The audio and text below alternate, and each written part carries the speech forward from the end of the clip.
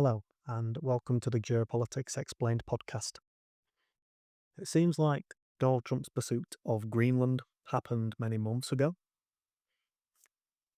The world has since been moving quickly, and in setting up this discussion that we'll undertake on Greenland today, the topic has faded into the background slightly. Nevertheless, I am going to still discuss Greenland today. We'll assess the current position we're in, and if this current chapter is over, or if we will see more chapters be told in the future surrounding Greenland. To begin this, we're going to start by discussing the Greenland Framework. The news flow from a few weeks ago saw Trump backpedal on his direct military threats against Greenland, and the 10% tariffs on 8 EU nations were also cancelled. This came after a meeting between Donald Trump and the NATO Secretary General, Mark Rutte. On the surface, this looks like another example of Trump backing down. But he did state that he still seeks immediate negotiations. In my opinion, the situation surrounding Greenland is far from over because the Arctic remains a region of clear geopolitical competition. From a game theory perspective, Trump and his recent pursuit surrounding Greenland was an attempt to change the payoff structure between Denmark, Greenland, and NATO. Trump did this via coercive signals. The rumoured structure of negotiations regarding Greenland is that the United States will receive sovereignty over small portions of Greenland for military bases. This is similar to the deal the UK has in Cyprus. Importantly for the United States, this will give them a foothold in the Arctic. But with the United States already possessing the Pacific space base, it's questionable if the United States shouldn't have just asked if it can expand its military presence in Greenland. After all, under existing agreements, the United States can have as many troops as it wants in Greenland. Nevertheless, with Trump attempting to change this payoff structure, the United States has signalled that it will continue to flaunt its strength to get what it wants. This is Trump's zero-sum business-style transactional negotiation strategy, and it will remain this way. To put this in the simplest terms, the United States made threats, and in return, it received more than it had before, which was an expanded role in Greenland, which is vital for the United States and its missile defense systems. The United States received concessions without giving anything up, and even though they didn't get the outright acquisition of Greenland, there is some suggestions that the strategy worked. Now, as we've been discussing in recent weeks, as we've been discussing game theory, this is a notable development for every nation on the planet, especially those over which the United States holds some options and cards that it can play against it. If the objective was to force concessions, as we look forward, the next question I want to ask is Trump done yet? Will he seek more concessions? Now, before the Greenland Framework, when Trump had his eyes set on Greenland, there were 3 proposed strategies that Trump could use to target Greenland. These were a potential purchase, an outright invasion, or a long drawn-out strategy of persuasion. I will discuss the specifics of these 3 strategies more in the next episode, but these strategies were largely attributed to Elbridge Colby. He's the author of the book The Strategy of Denial, and he's the current Undersecretary of Defense for Policy in the Trump administration.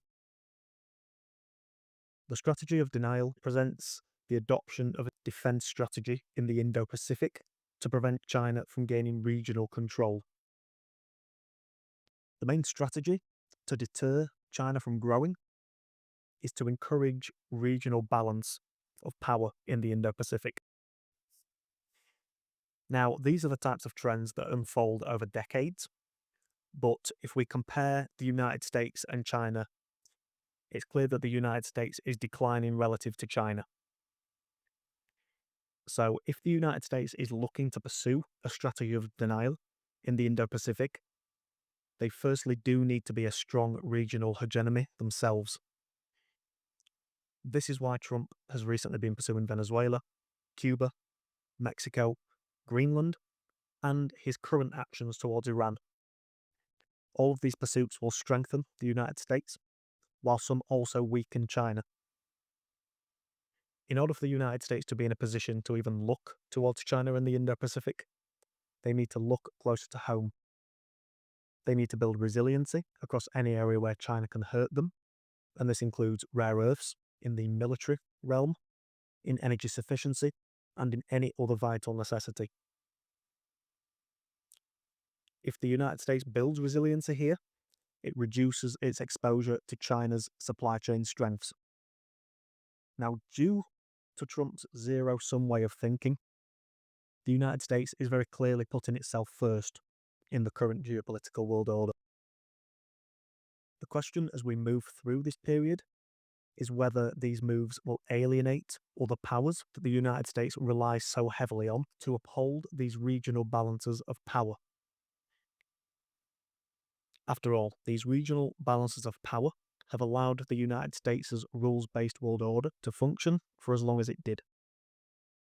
If we consider Australia, South Korea, Japan, and the Philippines in the Indo-Pacific, these are nations that take thought power from China across multiple realms, including military, resource, energy, political, and geographic. As such, in the superpower battle between the United States and China, the US's relationships with these nations should be vital. But on the flip side, the recent Greenland move implies that the United States is pulling back from certain areas that are less critical to its current geopolitical position so that it can pay greater attention to other areas. As I've alluded to, these areas that the United States wants to pay more attention to is in North and South America, in its own backyard, and in the Indo-Pacific against China. The most notable region of the world that is affected by this shift is Europe. The Greenland threats damaged trust between the United States and the Europeans. And if we look at Europe's pursuits to build out its own military capabilities, it's clear that the decoupling between the United States and Europe has begun. Europe has to attempt to stand on its own 2 feet because it can no longer export its security to the United States, because this makes Europe vulnerable if this security is rescinded, as we have seen occur to date. The success of this European pivot, as we've discussed in the past, is of course debatable, but that's not the main point that I want to give from this episode. The main point is that this shift in the geopolitical world order will be told over years and decades. But the United States moving away from Europe contributes to my main belief that the situation surrounding Greenland isn't yet over. Greenland was a key test for the United States in its strategy to extract concessions. The United States didn't give anything up, and it received something in return.